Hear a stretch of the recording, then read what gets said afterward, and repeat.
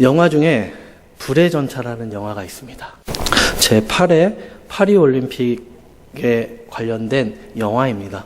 이 불의 전차는 다름이 아니라 올림픽에서 열렸던 육상 금메달 리스트였던 해럴드 아브라함과 에릭 리델이라는 사람의 실화를 바탕으로 해서 만들어진 영화입니다. 이 영화는 올림픽 배경으로 한 영화이지만 단순히 진정한 스포츠 정신을 표현하는 데 그치지 않고 편견과 좌절, 그러한 것들을 극복하면서 자신의 신념을 관찰시키는 그러한 영화이기도 합니다. 또한 기독교적으로 보면은 하나님을 바라보며 또한 하나님의 그러한 임재 가운데 또한 한 사람이 그 모습을 바라보면서 하나님 앞에 가까이 나아가는 그러한 모습이기도 합니다. 간략하게 보면은 한 아들은 유대인 고리 대금업자의 아들로 명문 케임브리지 대학에서 그 대학에 입학한 해럴드라는 사람이 있었습니다. 이 사람은 파리 올림픽에 영국 육상 대표로 출전하게 돼요. 그런데 유대인이라는 것 때문에 차별을 너무나 많이 당했습니다.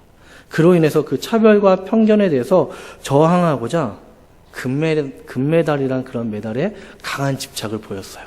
그래서 그는 그 당시에 유명한 이제 샘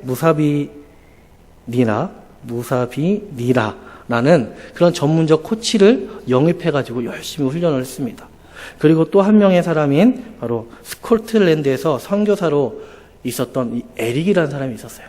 그런데 이 에릭 선교사는 탁월한 기량과 노력으로 인해서 어떻게 그 영국의 대표로 그 육상 대표로 뽑히게 되었습니다. 이 두 사람이 이제 금메달을 향해서 열심히 훈련을 하고 메달을 따기 위해서 열심히 노력을 했습니다. 그러는 가운데 이 두 선수가 주 종목이 100m였다고 합니다. 그런데 100m 경기 날이 주일날이었던 것이었어요. 모든 영국 국민들은 이 두 사람 중에 한 명이 금메달을 딸 것이고 아니면 금은메달을 다 휩쓸 것이다 라는 생각에 너무나 기뻐했습니다. 하지만 에릭은요, 주일이라는 이유 하나 때문에 그 100m 경기를 포기합니다. 갈등이나 너무 많이 있었어요. 내가 이 종목에서 열심히 하면 메달을 따고 조국의 큰 이바지를 할 수 있는데 또한 그와 반대로 내가 주의를 지키지 못하는데 그와 반대의 생각으로 내가 주의를 지키면은 영국에 있는 백성들은 영국에 있는 사람들은 나를 손가락질할 텐데 어떠한 것이든지 그에게는 큰 부담이었습니다. 그의 결정은 다른 것이 아니었어요. 주의를 지키는 것이었습니다. 그 경기를 포기하는 것이었어요. 그 경기를 포기했을 때 많은 영국의 국민들이 에릭을 향해서 손가락질합니다. 저거는 국가대표도 아니다. 어떻게 국가대표로 나가면서 하나님 앞에 예배드린다고 경기를 포기할 수 있느냐면서 손가락질합니다. 그러는 가운데 주위의 동료 선수들이 그에게 자신의 주종목은 아니지만 400m를 뛸 수 있는 기회를 주었습니다. 그 다음날 400m 경기가 열렸는데 이 에릭은 그 경기에서 금메달을 따게 됩니다. 물론 그 해럴드 역시 100m 경기에 출전해서 금메달을 따게 돼요. 이 두 사람에게 있어서 한 사람은 자신의 그러한 차별과 편견으로 인해서 그것을 이기고자 메달을 향한 집착이 있었고 또 한 사람은 자신의 신앙을 지키며 나아갔던 모습을 바라볼 수가 있었습니다. 이 두 사람의 이후의 인생은요, 또한 너무나 많은 큰 차이가 있었습니다. 올림픽에 출전한 후 에릭은요, 그 이후에 중국의 선교사 생활을 하러 떠났다고 합니다. 그리고 그곳에서 순교를 했다고 합니다. 제2차 세계대전에 그 세계대전 말 때 일본어의 포로로 잡히게 되어서 그곳에서 순교하고 말았다고 합니다. 그리고 해럴드는 법률가가 되어서 언론인으로 활동을 하였다고 합니다. 이 영화는 이제 하나님의 섭리 가운데서 있는 사람들이 어떠한 생각을 가지고 있는지 또한 어떻게 신앙생활을 해야 되는지 잘 보여주고 있는 어떻게 보면 기독교적인 영화에서 해석하면 이렇게 볼 수가 있어요. 지금 상영하고 있습니다. 보세요. 이렇게 한 사람의 인생, 그 그 사람을 바라보면서 우리는 두 가지의 모습을 바라볼 수가 있습니다. 믿는 자와 믿지 않는 자의 삶. 우리의 삶 가운데서도 항상 갈팡질팡할 겁니다. 내가 믿는 사람으로서 이렇게 행동을 해야 될까? 아니면은 이렇게 행동을 해야 될까? 그 가운데서 결정은 누가 합니까? 내가 하는 것이에요. 하나님의 복음을 들고 나아가는 것들, 하나님을 통하여서 우리에게 행하시고자 하시는 일들은 다른 것이 아니라 내가 결정하는 것이고, 그의 일을 통하여서 우리가 하나님 앞에 영광을 돌리며 나아가야 되는 것이 또한 우리에게 주신 하나님의 사명이라는 것입니다. 그것을 놓고 사도 바울은 자신이 가장 사랑하는 아들인, 영적으로 낳은 아들인 디모데에게 오늘의 말씀을 전하고 있는 것이에요. 하나님의 사람으로서 또한 그가 어떻게 살아가야 될지, 지금까지 다윗이 살아온 것에 대해서 자신이 복음을 전하며 나아갔을 때 모든 것들, 그것들을 지금 사도 바울은 인생 말년에 디모데에게 이야기하고 있는 것입니다. 이 당시에 사도 바울은 편안한 삶으로 있었던 것이 아니었습니다. 인생 노년의 시기였습니다. 감옥에서 있었습니다. 그가 어떻게 보면은 이 디모데 전후서가 유언의 말씀인 것이에요. 디모데에게 있어서. 그러한 말씀이기 때문에 바울은 디모데가 더욱더 이것을 잘 듣고 잘 행하기를 원했던 것이었어요.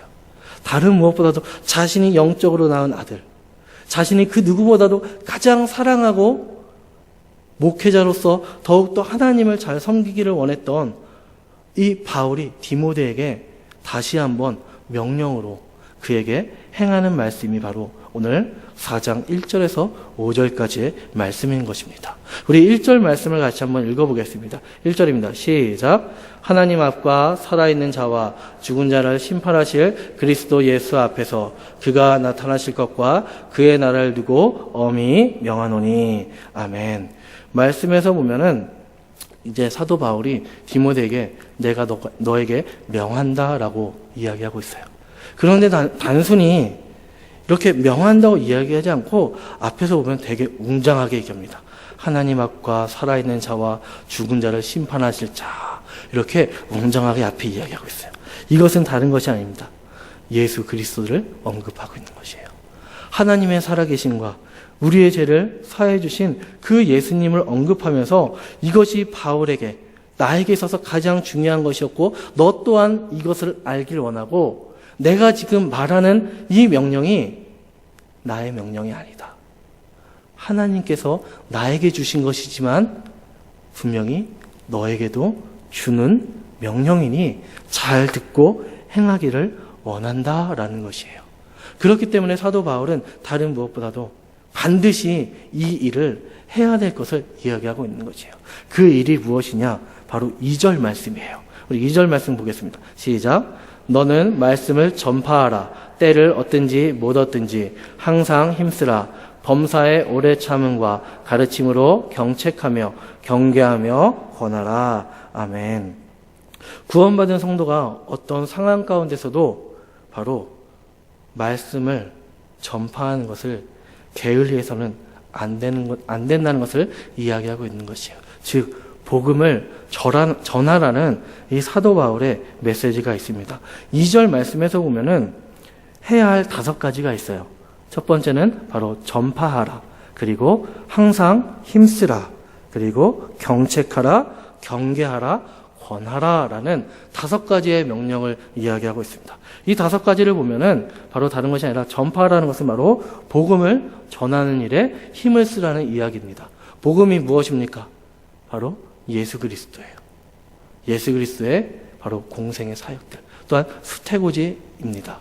예수님께서 이 땅에 오심으로 인해서 나의 죄를 대신하여 십자가에 지시고 3일 만에 부활하신 것, 그것이 바로 복음입니다.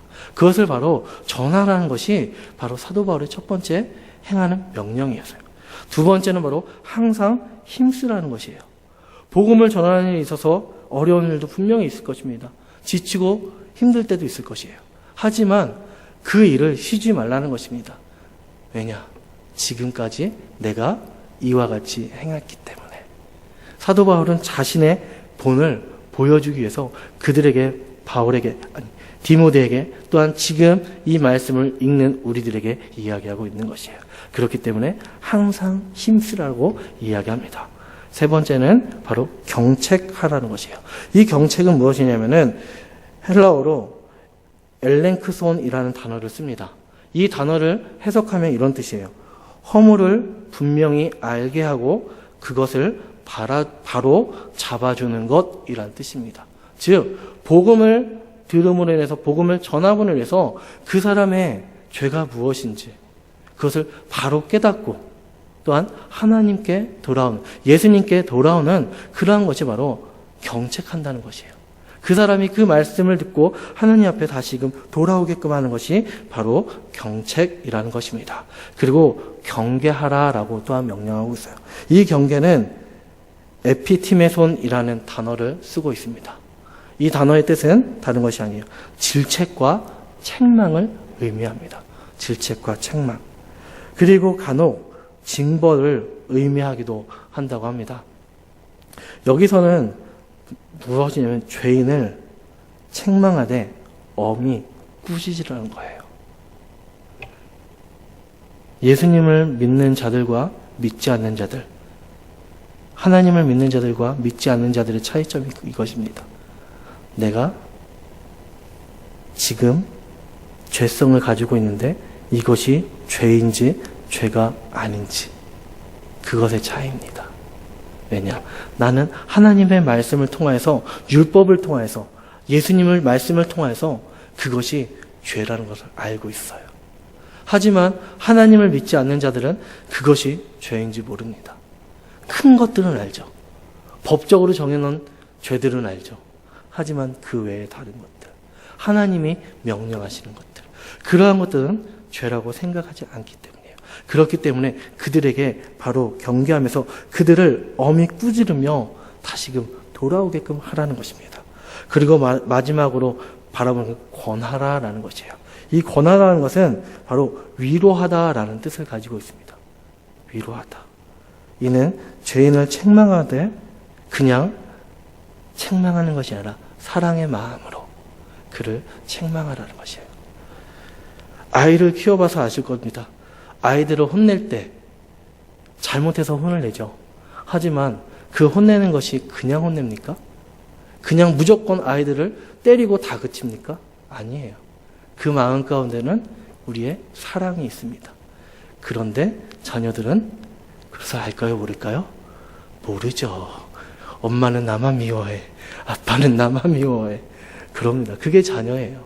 그런데 자녀가 그것을 깨닫는 순간 어떻게 될까요? 효도합니다. 기다리세요. 기다리다 보시면은 효도하는 날이 있고, 엄마가 아빠가 나를 혼냈던 것은 나를 사랑해서 그랬구나라는 것을 알 수 있는 것이에요. 그게 바로 이 권하라는 것입니다. 그 뜻이에요. 사도 바울은 디모데에게 이러한 5가지의 명령을 주면서 너가 복음을 전하는 일에 있어서 이렇게 하라.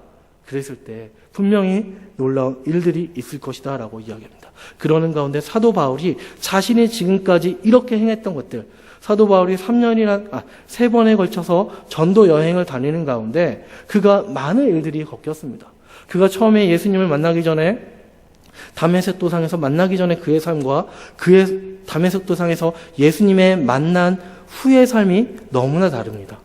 그 전의 삶은요, 그가 정말로 바리새인이었어요. 율법으로 완벽한 자였습니다. 성경에서 보면은 흠이 없는 사람이었어요. 사도 바울은요. 그런데 그가 예수님을 믿는 자들을 핍박했던 사실입니다. 그것이 무엇이냐? 율법으로 봤을 때, 구약 성경으로 봤을 때, 유대인들이 봤을 때 아직까지 메시아가 오지 않았다고 믿었기 때문이에요. 지금도 마찬가지입니다. 지금도 유대인들은 자신들을 구원할 메시아가 아직 오지 않았다라고 생각을 해요. 그러면서 우리가 알고 있는 이스라엘의 통곡의 벽에 있죠? 그 통곡의 벽 앞에서 기도하는 것이 그거예요. 메시아를 보내주시옵소서. 그것이 그들의 기도입니다. 사도 바울은 이렇게 율법적으로 완벽한 자였기 때문에 그 율법 가운데서 예수님을 믿는 자들이 어떠한 죄를 지었냐? 하나님을 모독하는 죄를 지었습니다. 그리고 하나님을 신성 모독으로서 그들 앞에 나아갔던 것이에요. 그 일로 인해서 예수님이 십자가에 달리신 것입니다. 그렇기 때문에 사도 바울은요, 그 당시에 예수님을 믿는 사람들은 다 신성 모독자다, 그렇게 생각하였기 때문에 핍박을 한 것이었습니다. 하지만 그것은 잘못된 생각이었죠.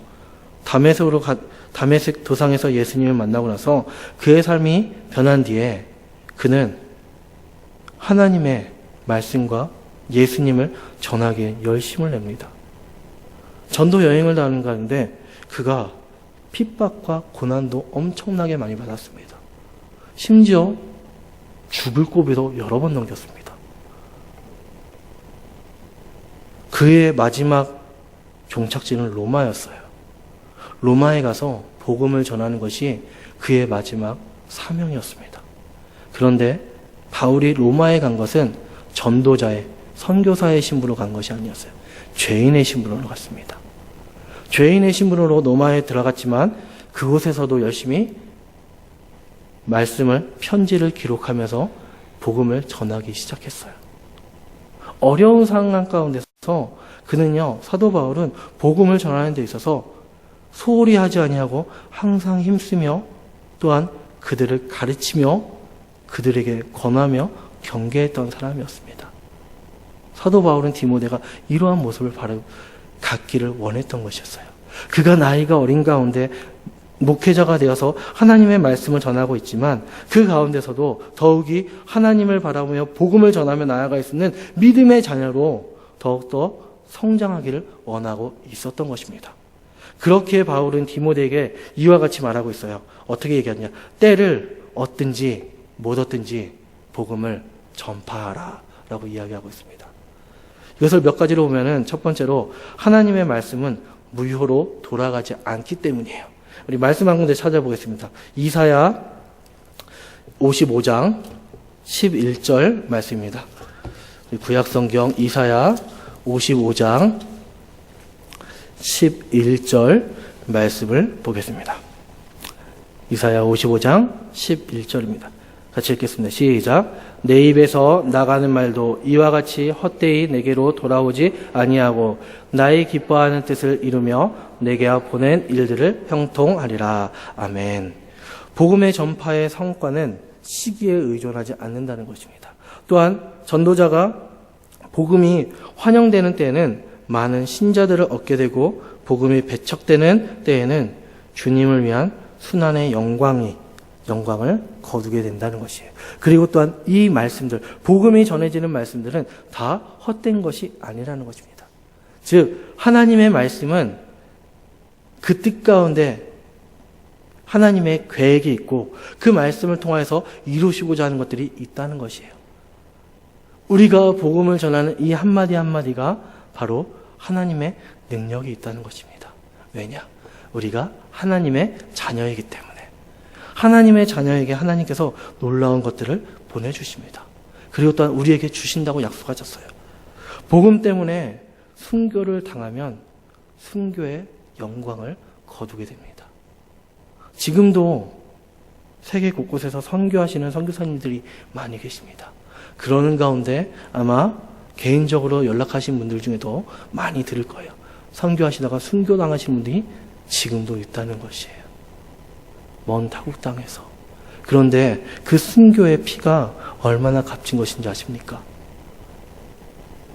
예전에 필리핀에 갔을 때 남편 목사님과 사모님이 자녀가 없이 두 분이서 선교를 열심히 했어요. 미개척 땅이었습니다. 그냥 원시인들 그런 땅이었어요. 처음에 이 남편 선교사님이 복음을 전하였지만 듣지를 않았어요. 그런 경우가 몇 번 있었다고 합니다. 나중에 들은 얘기지만 몇 번 있었대요. 복음을 전하였지만 나중에 시간이 되면은 그 선교사님들이 다 그 마을을 떠났다는 것입니다. 그렇기 때문에 그 지역 사람들이 정을 주지 않았대요. 그리고 들어도 그냥 고개만 까딱거리고 말았다고 합니다. 그렇게 10여 년을 그곳에서 선교를 하고 있는데 그만 그 남편 선교사님이 사고로 순교하시게 됐어요. 그때 거기 있던 주민들은 이제 선교사님이 돌아가셨으니까 사모님도 돌아가시겠지. 한국 땅으로 시신을 가지고. 하지만 그 사람들의 생각대로 하지 않았어요. 그 남편 선교사님은 그 필리핀 땅에 자신의 무덤을 만들었습니다. 그리고 사모님 역시 끝까지 그곳에서 선교 활동을 감당했다고 해요. 그랬을 때 그 주민들이요, 그때부터 마음의 문이 열려지기 시작했다고 합니다. 그리고 복음이 하나 둘씩 들어갔다고 이야기해요. 그게 바로 한 15년 전에 제가 필리핀 땅에 갔을 때 그 여자 선교사님을 만나서 들은 얘기입니다. 이렇게 선교란 것은 순교에 대해서 이야기하고 있는 것이고, 그 선교사님이, 남편 선교사님이 그 사모님한테 이렇게 얘기했대요. 나는 언젠가 순교의 피를 이 땅에 뿌릴 것 같다라고 그렇게 이야기를 했다고 합니다. 그러면서 만약에 그런 일이 있을 경우에 나의 시신을 이 땅에 묻어달라라는 그런 말씀이 있었다고 해요. 이처럼 복음을 전하는 데 있어서 그 선교사님들의 말씀을 보면은 다른 것이 아닙니다. 복음을 믿고 그것을 전하는 일에 힘을 썼다는 것이에요. 그리고 하나님의 말씀은 헛되이 생각하지 아니하고 그 말씀 그대로 행했다는 것입니다. 또 두 번째로 볼 것은 무엇이냐면은, 듣든지 말든지 신자는 그 자신이 전도할 책임을 다해야 된다는 것입니다. 우리 전도서 2장, 에스겔 2장 말씀을 볼게요. 우리 좀 더 넘기다 보면은 에스겔이 나옵니다. 다니엘서 전에 보면은 에스겔이 있습니다. 에스겔 2장 말씀이에요. 에스겔 2장 말씀. 에스겔 2장 7절입니다. 에스겔 2장 7절 말씀 같이 읽겠습니다. 시작. 그들은 심히 패역한 자라. 그들이 듣든지 아니 듣든지 너는 내 말로 고할지어다. 아멘. 말씀에서 보면은 듣든지 아니 듣든지 고해라 라고 이야기하고 있어요. 전도를 다 해보셨죠? 전도했을 때 복음을 전합니다. 예수님 믿으세요. 그러면은 전도지를 듣고 네 감사합니다 하고 가시는 분들도 있어요. 아, 정말 뿌듯합니다. 하지만 그와 반대로 아무 말도 안 하고 그냥 이렇게 하고 지나가는 사람도 있어요. 아예 듣지도 않는 사람도 있습니다. 그런 사람 볼 때 뭐라고 생각해요? 마음 가운데? 나쁜 마음 먹으면 안 돼요. 에이, 지옥에 나가라 이러면 안 됩니다. 그를 위해서 기도를 하셔야 돼요. 가끔 그럴 때 있어요. 저도 에이 뭐야 막 그러고 나는 땀 흘리면서 전도하는데 듣지도 않고 지옥에 나 이런 생각도 있지만, 그래도 뭐라고 기도해야 돼요? 그래도 아버지 저 영혼을 구원해 주소서, 이렇게 기도를 해야 된다는 것입니다. 즉 바로 하나님의 말씀을 듣는 경우도 있지만 듣지 않는 경우도 많이 있다는 것이에요. 하지만 듣는 경우에도, 듣는 사람 가운데서도 그것을 듣고 또한 흘리는 사람도 많이 있습니다. 어느 책에 이런 말씀이 있어요. 한 사람이 전도돼서 교회에 나오기까지 복음을 몇 번 들었는지 조사했던 내용이 있습니다. 몇 번 들었는지 아세요? 놀랍니다. 3,000번이래요. 교회에 한 번 초신자가 교회에 나오기 위해서 복음을 들은 횟수가 3,000번이랍니다. 여기서 어떻게 조사가 되는지 모르겠지만 그 책의 기록에서 보면 그래요. 3,000번을 듣고 교회에 나온다는 것이에요. 혹시 3,000번 얘기해 보셨습니까? 더 해보셨다고요? 좀 더 해보세요. 그럼 나오실 거예요. 이렇게 전도돼서 나오는 것들, 즉 복음을 듣고 나온다는 것이 얼마나 어렵고 힘든지 분명히 알고 있습니다. 그러나 그 가운데서도 우리가 에스겔 2장 7절에서 말씀하고 있는 것처럼 듣든지 듣지 아니 듣든지 우리는 계속해서 복음을 전하는 것이 우리의 사명이다라고 이야기하고 있는 것이에요. 즉 사도 바울이 디모데에게 이야기하는 것도 마찬가지입니다. 너가 복음을 전할 때, 너가 젊은 나이지만 하나님의 말씀을 전할 때 분명히 듣는 자도 있을 것이지만 듣지 않는 자들도 있을 것이다. 하지만 그때 낙심하지 말고 더욱더 하나님의 말씀을 전하는 일에 있어서, 복음을 전하는 일에 있어서 열심을 내어서 하나님 앞에 나아가라는 것이에요. 사도 바울이 이렇게 디모데를 격려하고 있는 것입니다. 사람들이 하나님의 말씀을 잘 안 듣는 의미가 있습니다. 그것은 바로 바른 교훈을 받지 않기 때문이에요. 말씀에서 보면 3절 말씀에서 보면 바른 교훈을 받아들이지 못하기 때문이라고 이야기하고 있어요. 바른 교훈, 바로 하나님을 아는 교훈이에요. 또한 그 교훈을 통해서 우리가 무엇을 깨닫습니까? 죄를 깨달아요. 죄를 깨닫게 됩니다. 그것이 바로 그들에게 얼마나 무서운 이야기인지 몰라요. 세상 사람들은요, 하나님을 믿지 않는 사람들은 자신의 욕구를 채우기 위해서 수단과 방법의 일을 가리지 않습니다. 뉴스에서 보면 많이 나오잖아요. 그러는 가운데서 그들은 그것을 죄라고 생각하지 않기 때문이에요. 하지만 예수님을 믿고 나아가는 사람들이 바로 그것이 죄라는 것을 알고 있고, 또한 그것을 듣는 가운데 하나님의 진리를 알고 있기 때문에 우리가 전해야 될 의무가 있는 것입니다. 그러면서 사람들은 진리를 듣는 것에 관심이 없다고 이야기합니다. 사람들을 진리를 듣는 데 있어서 진리가 무엇인지 알고 싶어 하지도 않습니다. 왜냐? 지금 현 시대에는 자신의 살아가는 데 있어서 너무나 각박하기 때문에 그래요. 또한 다른 것에 시간을 허비할 때가 없기 때문입니다.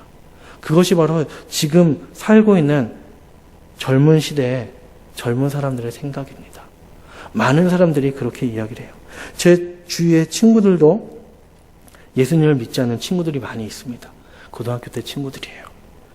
제가 고백을 하면 가끔 고등학교 때 동창 모임을 나갑니다.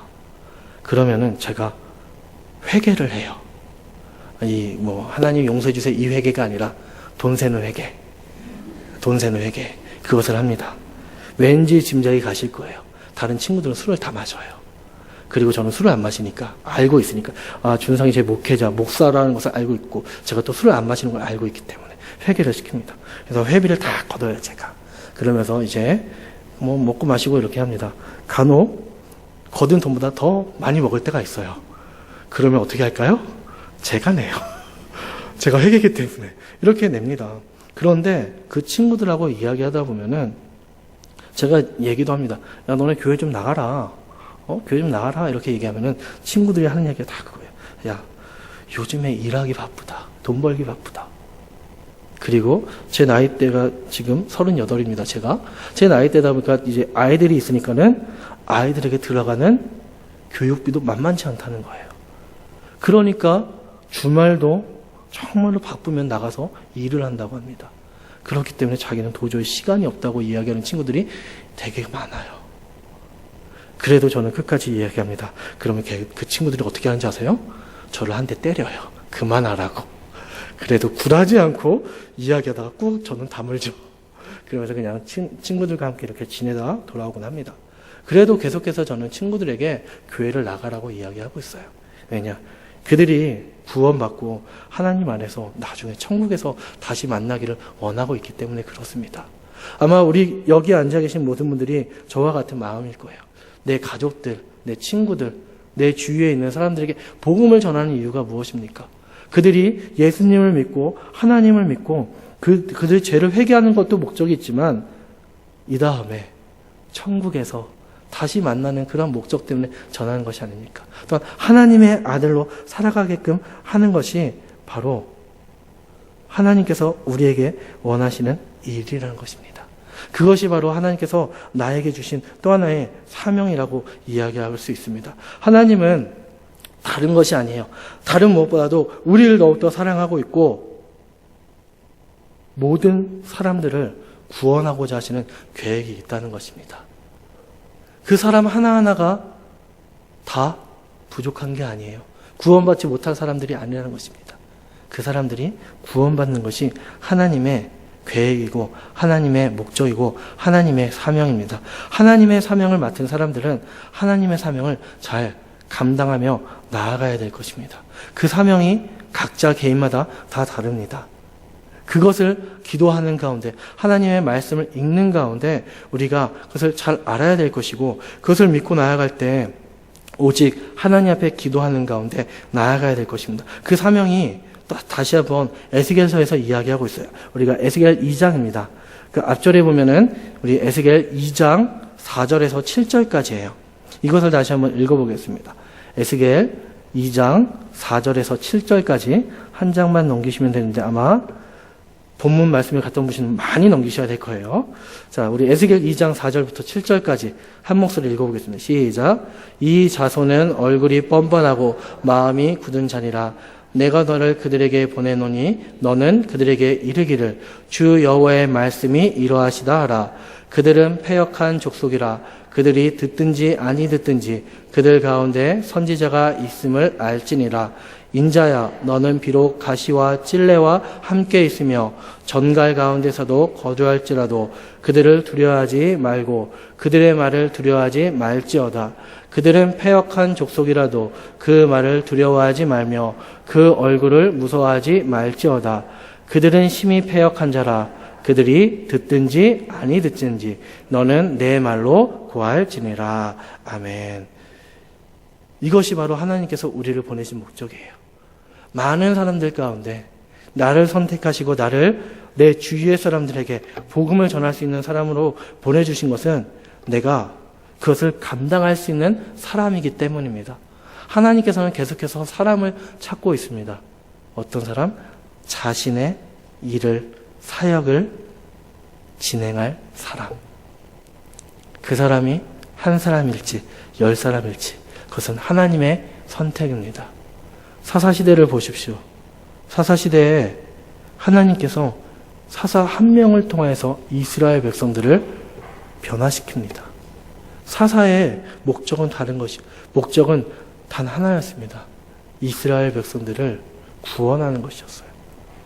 그들을 외적으로부터 또한 믿음의 사람으로 그들을 변화시키는 것이었습니다. 그 사사의 역할이 바로 지금 우리가 하는 일입니다.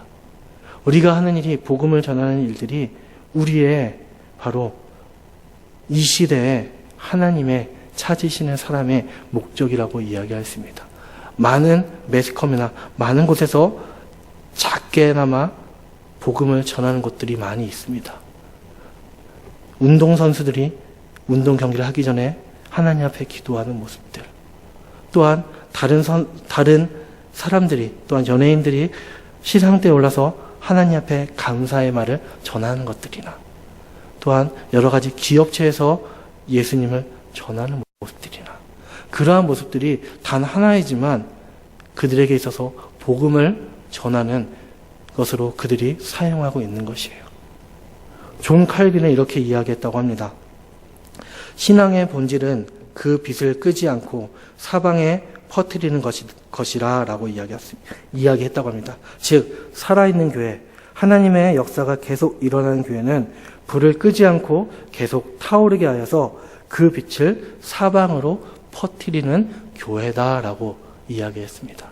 우리가 하나님의 교회로, 하나님께서 우리 교회를 통해서 하시고자 하시는 일들들, 또한 우리가 계속해서 전도와 선교에 힘쓰면서 나아가는 모습들, 다른 것이 아닙니다. 우리의 만족을 채우는 것이 아니라 하나님의 일을 감당하는 것이에요.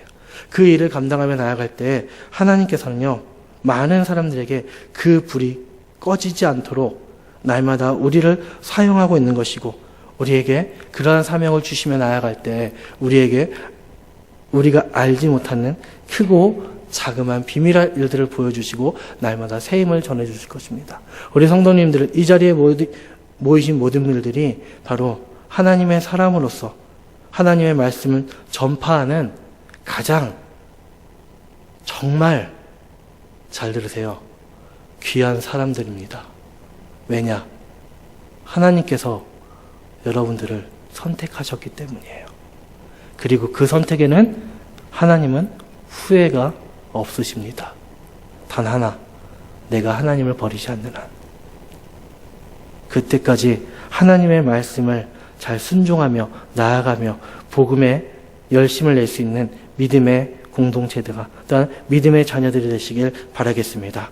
기도하겠습니다.